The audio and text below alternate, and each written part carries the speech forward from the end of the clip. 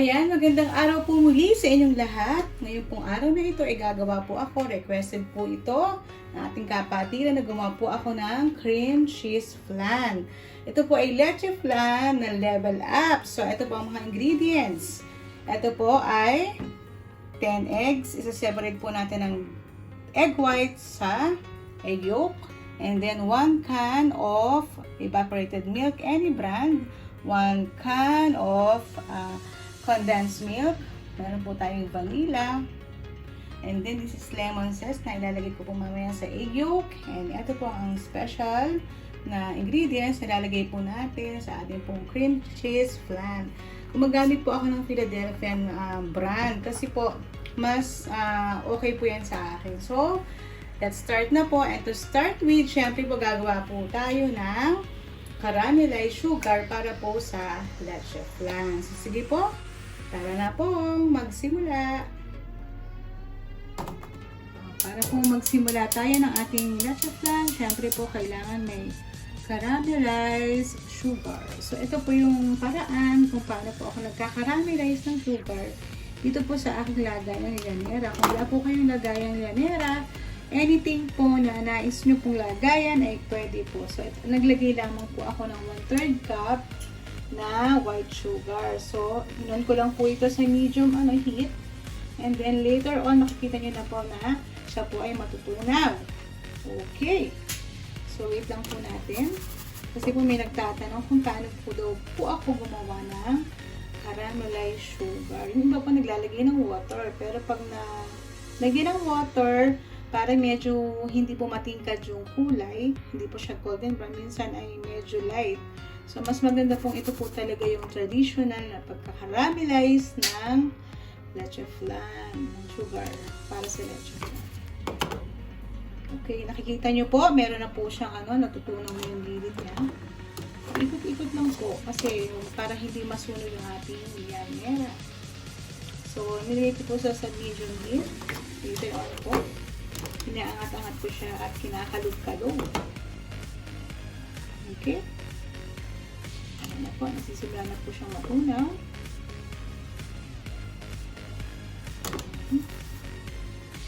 Ayan, ito niyo po ang natutunaw na siya. So, other side.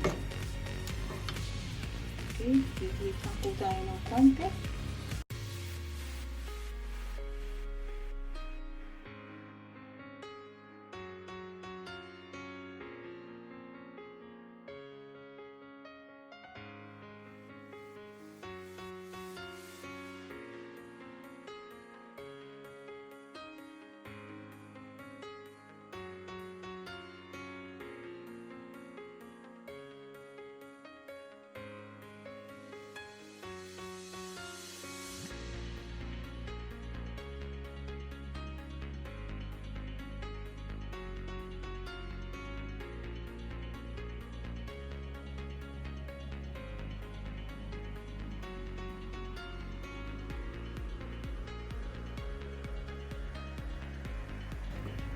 Okay na po siya. Ready na po na palamigin.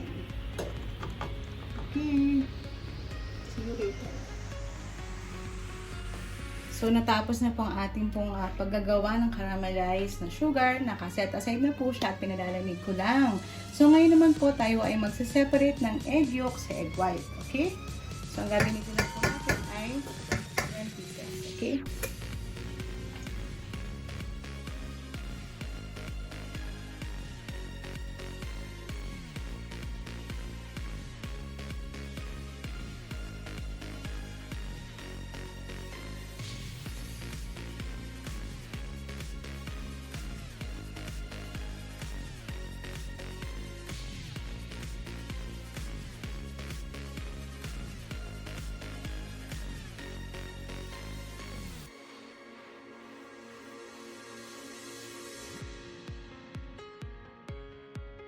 Okay, so, tapos na po tayo. Nagusan po tayong huwan. Okay, so, naghugas muli ako ng kamay. And then, iwis lang po natin yung 10 egg yolks. Tinransfer ko po siya sa malaking bowl. Okay. Ayan. Minimix lang po natin siya. And then, lagay po natin ang ating po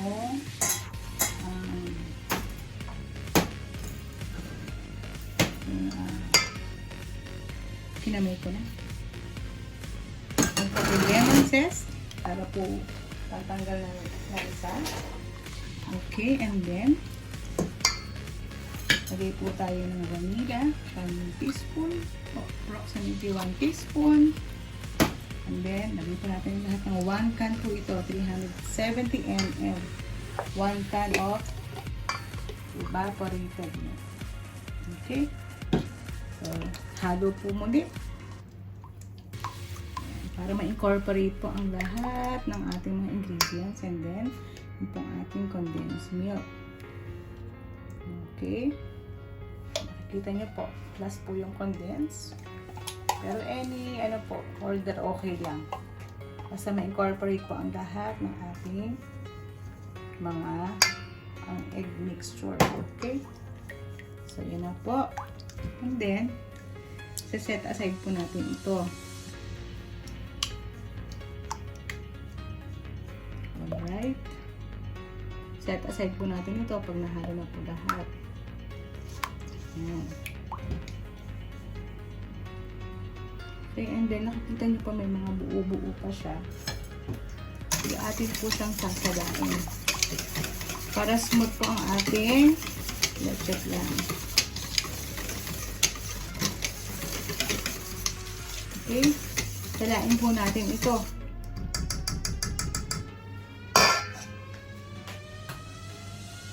So, ngayon po nilagay ko ang cream cheese po. Ibibit po natin ang cream cheese para naman po smooth.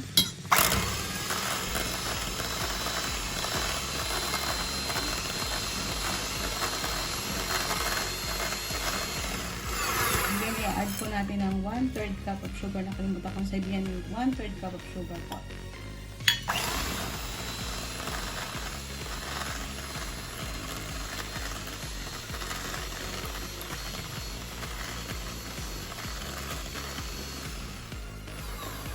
Then, para saan po yung egg whites? Ito, approximately po ito ay 4 egg whites po.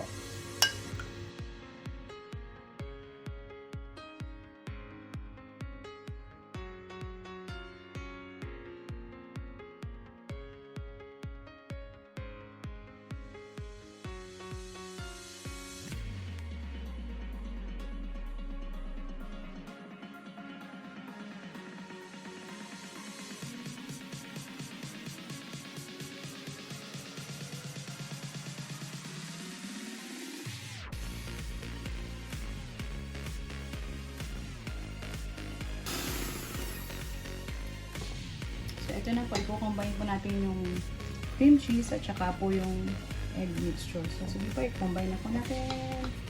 Buhos lang po natin yan.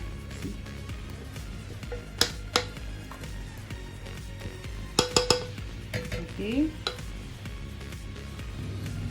So, ito na po yung kanina na tayo po ay nag-caramelize. Ito na po siya. Nilagyan ko po siya ng foil para po hindi pumasok yung tubig. Kasi po ito po ay bake ko. So, ito na po. Lagyan na po natin. Ayan.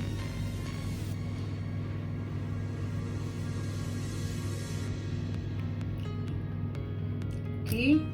So, ano po? Okay yan po. Lagyan lang po natin ng tubig para po i-bake. And then, i-bake lang po natin ito ng 160 degrees ng 15 minutes. So, see you later po. Ayan po, natakpong ko po siya ng aluminum foil. At ready na po to bake in the oven. Okay, para hindi po siya masunog sa iba. Okay. So, ayan. Ito na po ang ating cheesecake flan. Ang sarap. So, mamaya po papalamigin po natin ito at iti-taste test na po natin. So, see you around. Okay, tikiman time. Ooh. Ayan po ang ating cream cheese flan. Sarap. Okay, thank you for watching. God bless everyone po.